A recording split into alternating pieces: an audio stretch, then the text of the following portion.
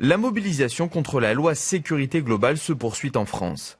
Pour ce nouveau samedi de manifestation dans la capitale, un rassemblement était prévu place de la Nation à l'appel de Gilets jaunes. Objectif, rallier place de la République où de nombreux opposants et élus étaient présents.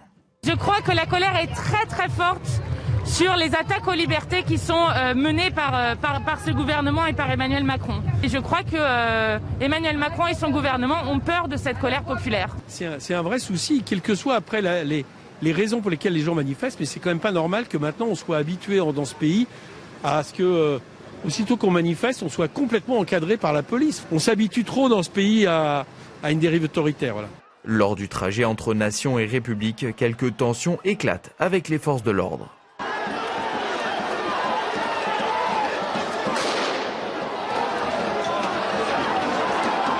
À l'arrivée du cortège place de la République, le calme revient. Mais en fin d'après-midi, des heurts ont lieu entre forces de l'ordre et manifestants.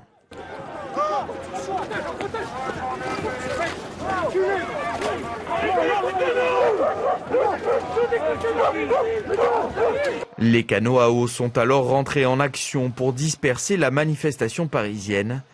Utilisation aussi des canons à eau à Lyon où des centaines de personnes ont défilé.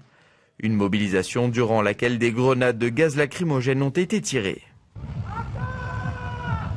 À Lille et à Toulouse, les opposants à la loi sécurité globale étaient aussi présents ce samedi.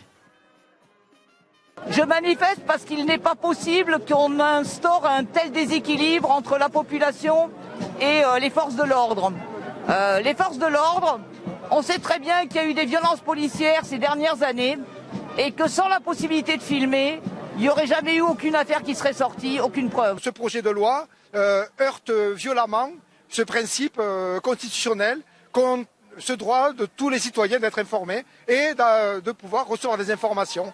Quand cette loi empêche les journalistes, les entrave, les criminalise, quand ils font leur boulot, c'est une atteinte grave au droit à l'information.